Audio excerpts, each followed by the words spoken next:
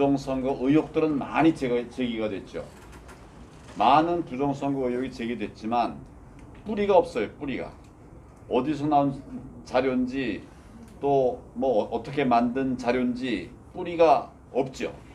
그러나 이제 그런 자료들을 저는 뭐 계속 수집은 하고 있었습니다. 그러다 금년 6월 28일 인천 연수을에서 재검표가 있었죠. 첫 번째 재검표죠. 이 재검표라고 하는 것은 대법원이 주관한 겁니다. 그리고 법원 직원들이 나와서 다 이제 검표를 하는 거예요. 공식적인 검표고, 그 다음에 여기서 이제 나온 것들은 증거물이죠. 증거 현장에서 나온 것이니까 거기서 나온 투표지들, 투표지, 투표용지들 이런 것들을 보면 아까 우리 박주현 변호사나 또 우리 권 변호사님이 얘기한 것 같은 이런 말도 안 되는 불법 투표용지들이 나온 겁니다. 전에는 의혹이었어요. 그러나 이제는 증거가 된 겁니다. 그래서 제가 6월 28일 그 선거 결과를, 재검표 결과를 이야기 듣고서는 이 선거는 증거에 의해서 부정 선거였음이 입증됐다라고 하는 말을 해 가기 시작한 겁니다. 이러고 이제 갔다 온 겁니다. 제가 총리하면서 미국에 인맥도 있고 그래서 싱크탱크라든지 또 조야의 여러분들을 만나서 우리 한미 동맹 아니냐? 동맹이 지금 어려울 때 도와주는 게 동맹이지 지금 가만히 있으면 안 된다. 제가 이제 그런 얘기를 했어요. 거기 가서는 이번에는 제가 뭐 8일 있었습니다. 그동안 뭐 여러 이슈를 다 다룰 수는 없고 우리 국민들의 안전을 위한 백신 얘기만 다루고 왔고 약속받아 왔고, 그 다음에 나중에 보니까 제가 약속받은 건 1,000회분 또는 2,000회분을 달라고 했고 뭐 그렇게 도와주겠다고 했는데 나중에 와서 대통령이 그 뒤에 갔다 오더니 50만 회분, 50만이죠. 50만 회분으로 줄어버렸어요. 나중에 100만 회분이 됐습니다만은 참 정말 한심하다 이런 생각을 합니다. 그때 그 이슈는 가지고 얘기를 하지 않았습니다. 그동안 이제 전자개표,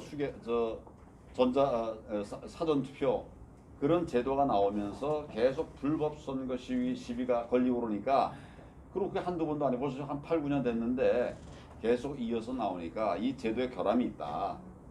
합리적으로 그렇게 얘기할 수 있지 않습니까? 그래서 그걸 폐지하고 사실은 되돌리면 됩니다. 사전투표는 부재투표로 돌리면 되고요. 전자투표라고 하는 거는 그냥 수개표로 하면 되는 거죠. 제가 그런 얘기를 이미 했습니다. 했고 당에도 전달. 김대중 대통령이 이제 되면서 핵심 과제로 국가보안법 폐지 공약을 했습니다. 그래서 이제 대통령이 되니까 국가보안법 폐지를 위한 민주당 내 소위원회를 만들었어요. 민주당 개폐 소위 이런 걸 만들어 가지고 폐지하겠다고 할 적에 법무부의 주무과장하고 제가 그 당시 이제 대검의 주무과장이었어요. 공안 1과장. 제가 이제 그 대검 과장, 법무부 과장에게 계속 뭐라 그럴까, 우리 방어 논리, 우리의 논리를 이제 전해주고, 그 1과장이 또 이제 민주당의 국가보안법 개폐 소위 위원회에 참석해가지고 설명을 하고, 저하고 같이 소위 대응을 해서 지금 국가보안법이 없어졌습니까? 아직 있습니까? 아직 있죠.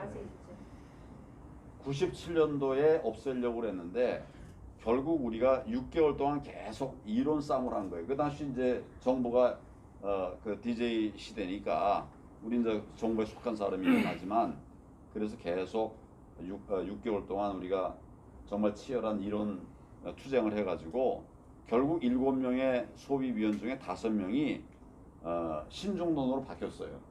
폐지론자들이었는데 신중론으로 바뀌었습니다. 그래서 지금도 국가보안법이 살아남아 있는 거예요. 다들 잘 모르세요. 잘 모르지만 오늘의 대한민국을 지켜내기까지는 많은 분들이 구석구석에서 애를 쓰셨죠. 또 제가 2005년도에 서울중앙지검 2차장이었습니다. 서울중앙지검 2차장은 검사장 승진 바로 직전의 자리예요. 그리고 1순위. 서울차장은 뭐 바로 이제 검사장이 되는 1순위였었어요. 근데 그 1차장으로 있으면서 제가 뭐 좀 문제되는 사건을 2개 지휘를 했어요. 하나는 강정구 교수 사건이에요. 강정구 교수가 인천에서 6.25 전쟁은 통일 전쟁이다. 이렇게 이제 6.25 전쟁을 미화하는 발언을 했어요. 우리가 이제 수사라고 그러는 경찰이 수사를 처음에 시작했는데 그 노무현 대통령이 그 얘기를 듣고서는 이런 사건을 수사한다는 게 말이 되냐 이렇게 공개적으로 얘기를 했어요. 그 수사에 대한 불평을 얘기한 거죠. 뭐 다들 위축되고 그랬죠. 이제 그래서 경찰이 우리한테 사건을 송치해가지고 우리가 팀을 만들어가지고 수사를 했습니다. 해보니까 이거 명백한 국가보안법 위반이에요. 그리고 사안도 중요해요. 지금대로 우리 다 이렇게 안보의식이 떨어져서 그러는데 그때만 해도 이제 이거는 구속사안이라고 하는데 검사들의 의견이 일치가 되죠. 발언이라든지 그동안의 경력이라든지 이런 걸 쭉 보면 구속사안이다. 혐의는 인정되고 더 나아가서 구속사안이다. 이랬어요. 근데 그래서 저희가 팀의 결론은 그 구속으로 의견을 내고 총장한테 검찰총장에게 보고를 했어요. 근데 총장이 좋은데 대통령이 그렇게 말한 것이니까 대통령의 법무참모, 법무부 장관에게 보고해야 되겠다. 그래서 보고 이제 갔어요. 갔다가 천정배 장관이 어떻게 했겠습니까? 예, 막았은 거예요. 그래가지고 소위 법에 있긴 하지만 한 번도 운영되지 않았던 수사 지휘권이라고 하는 걸 발동을 해서 우리를 막았었어요. 총장이 갔다 와가지고 나도 법조인이니까 법대로 하자. 그래서 이제 불구속으로 구속하겠다고 그랬는데 안 된다고 하니까 불구속으로 하자. 그렇지만 나는 그런 내용에 내가 수용하는 것이 아니다. 그 항의 표시로 내 사표 내겠다. 이거 총장이 이것 때문에 사표를 냈어요. 뭐 파탄이 났죠. 그리고 이제 그 해 또 12월에 제가 국정원 도청 사건을 수사 지휘를 했습니다. 우리 내 산하에서. 그래가지고 쭉 수사를 했는데 국정원이 국 하나를 만들어가지고 도청을 한 거예요. 전 국민을 대상으로 도청을 한 것이 수사 결과가 나왔습니다. 뭐 그래가지고 이제 저희 팀에서 국정원 원장들을 다 구속하기로 했어요. 원장 차장들을 3명이 이제 구속 대상이 됐는데 그 원장 중에 하나가 누구냐면 임동원입니다. 임동원 다음에 신건 이렇게 이제 2사람 그 앞에 사람들 다 죄가 되지만 공소시효가 지나가지고 남아 있는 그 2사람을 이제 구속을 하겠다고 했더니 뭐 저 청와대가 아마 김대중 대통령에게 보고를 한 모양이에요. 그랬더니 거기서는 뭐 펄펄 뛰죠. 왜냐하면 임동원은 오른팔 아닙니까? DJ 오른팔인데 지금 뭐 노벨 평화상 받은 대통령이 도청했다, 도청에 연루됐다, 그 정부 때 도청했다. 이러면 이건 뭐 완전히 그냥 노벨상이고 뭐고 다 무너져 버리는 것이니까 그래서 하여튼 안 된다고 막 이렇게 이제 답을 했겠죠. 나중에 이제 여기 그러니까 아마 청와대 장관에게 좀 가서 설명을 하고 와라 그런 모양입니다. 갔다가 만나지도 못했어요, DJ를. 다시 그다음에 총리가 갔어요. 총리가 이해찬 그 당시 총리입니다. 여기 가서 만나긴 만났는데 이 얘기 뭐 했더니 그 얘기 꺼내지도 마라 그러더라는 거예요. 결국 구속 안 하면 안 되겠냐. 뭐 결국 이런 답이 온 거죠. 근데 이제 우리 검사들하고 같이 다 협의해 보니까 뭐 협의 하나만 하죠. 그래서 이제 그냥 구속을 집행을 했습니다. 이제 몇 달 뒤에 검찰 인사가 있었는데 우리 차장 3명 중에 1차장, 3차장은 검선이 되고 2차장 저는 탈락을 했어요. 탈락. 왜 그랬을까요? 그러니까 이런 인사가 나고 나서 우리 도와 언론에 다 사설에 그냥 막 썼어요. 황화무계를 승진 안 시킨 거는 부당한 인사다. 그래가지고 지금 보면 그때 기사가 뭐 있어요. 거의 모든 신문에서 그냥 언론에서 사설 아니면 일명 기사로 그러니까 큰 기사로 이렇게 했습니다. 지난번에 통진당 사건 뭐 여러분 다 아실 테니까 그 얘기까지는 말씀을 제가 안 드리겠습니다. 저는 내가 뭘 했다는 자랑을 거의 하지 않았던 사람이에요. 근데 요즘은 너무 모르니까 국민들이. 그래서 제가 얘기를 안 할 수가 없는데 저는 평생을 대한민국의 자유를 지키기 위해서 그리고 간첩을 잡기 위해서 이 나라가 좌경화되는 것을 막기 위해서 지금 제가 대표적인 몇 가지를 말씀을 드렸습니다만은 뒤에서 얘기한 이런 부분들은 그 더 말씀드리자면 사실은 오늘날 우리나라의 자유민주주의가 저절로 생긴 것도 아니고 저절로 지켜져 있는 것도 아닙니다. 그래서 우리가 제가 좀 당부드리고 싶은 것은 우리 안에서 어떻게 보면 힘들고 어려운 싸움을 하는 분들에게 서로 힘이 되고 격려가 될지언정 이렇게 좀 힘 빼는 이런 거는 좀 안 하시는 것이 좋겠다. 제가 그런 말씀을 드려요. 그래서 황 대표가 그런 결기가 있냐, 의지가 있냐 이런 질문을 하는 것은 그 자체가 저에 대한 모욕입니다.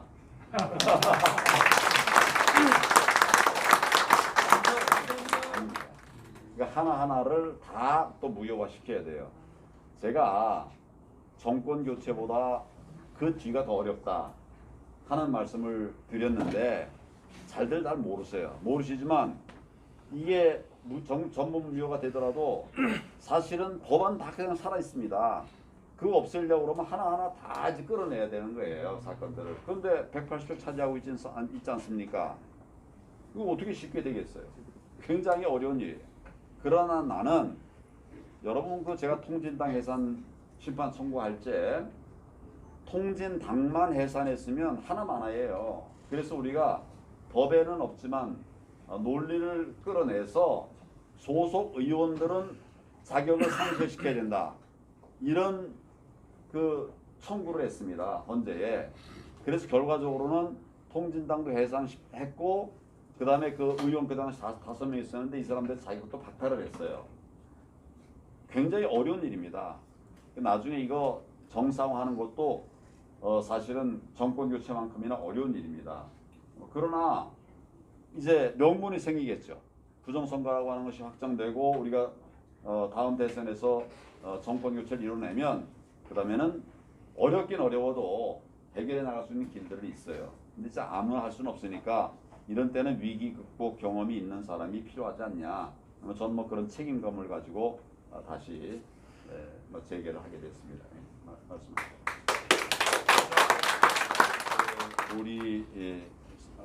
오리콕인가요? 이제 소위 이제 건설을 계속할 거냐 말 거냐 하는데 이 정부가 들어와서 그걸 이제 정지시켰어요.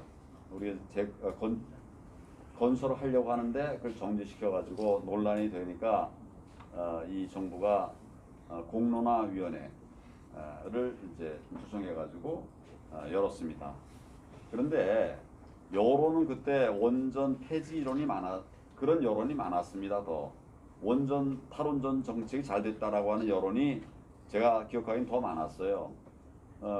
그러나 이제 그 공론화 과정을 통해서 결론이 난 건 뭐냐면 원전 건설을 재개해야 된다 이런 결론이 났습니다. 왜 그렇게 결론이 바뀌었느냐? 그때 젊은 사람들이 깨달은 거예요. 공론화위원회에 있던 젊은 사람들, 이 사람들이 생각이 바뀌었습니다. 왜냐하면 처음에는 그냥 선동에 의해서 원전은 위험한 거야 이런 생각이 들기 때문에 편한 것도 좋지만 안전해야지 우리가 원전 사고 당할 수는 없잖아 다 이런 생각들을 갖고 있었는데 며칠 동안 이렇게 그냥 합숙하면서 전문가들 얘기를 들은 겁니다. 원전이 필요하다는 전문가, 원전이 필요 없다는 전문가, 탈원전 하면 안 된다는 전문가, 탈원전 해야 된다는 전문가들 얘기를 다 들은 겁니다. 듣고서는 기성세대는 별 변화가 없었고 젊은 사람들이 다 바뀐 거예요. 아니 안전하다는데 왜 이걸 왜 반대하냐? 실제로 원전 사고가 세계에 3번밖에 없었습니다. 하나는 체르노빌, 러시아에서 엉터리를 만든 그 원전 시스템이었어요. 70년대. 그 그다음에 이제 미국의 투마이스인가 뭐 이런 그 지역에서 또 생겼던 원전이 있어요. 그때는 사실은 인명피해까지 오지는 않도록 이중적인 구조가 있었기 때문에 그것이 넘어오진 않도록 그렇게 방어를 했습니다. 그리고 세 번째가 이제 후쿠시마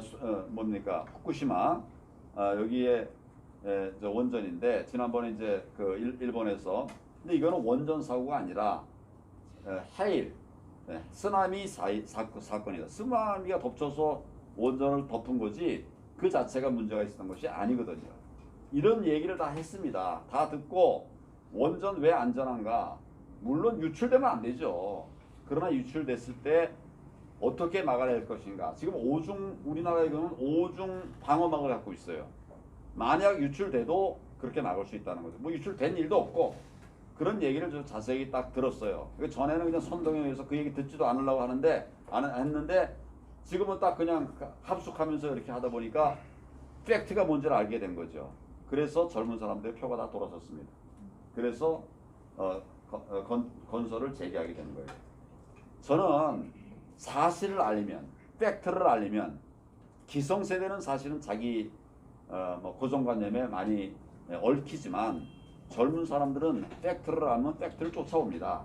원전 문제도 그렇게 된 것이에요. 저는 부정선거에 대해서 아직 우리 젊은이들에게까지 알릴 무슨 뭐 기성세대들도 모르는 분들이 많으니까 아직 그런 단계입니다만 제가 계속 이제 우리 후보들 TV 토론할 때마다 그 얘기 계속 얘기하는 것은 이것도 무슨 뭐 선거 전략이고 뭐 이런 게 아닙니다. 지금 그런 얘기 할 때가 아니고 맞습니다. 대한민국이 무너지냐 사느냐 이런 문제인데 너무들 모르니까 제가 계속 그 얘기를 하는 겁니다. 이제 무슨 어른들이 기성세대가 이거 알게 되면 그리고 이제 젊은 사람들도 그 얘기를 알게 될 거예요. 그렇게 되면 결국 정의의 길에 서지 않겠나 저 그런 생각을 합니다. 그리고 청년들 만날 때마다 이 얘기해요. 그럼 다 공감합니다. 예. 세 번째 마지막 질문 아까 저한테 합니까? 목소리가 좀 안 좋아서 죄송한데요. 이제 부정선거와 관련해 가지고 저는 그 지난 5구 대선이 드루킹 판결로 현 대통령의 최측근인 경남 도지사가 구속되지 않습니까?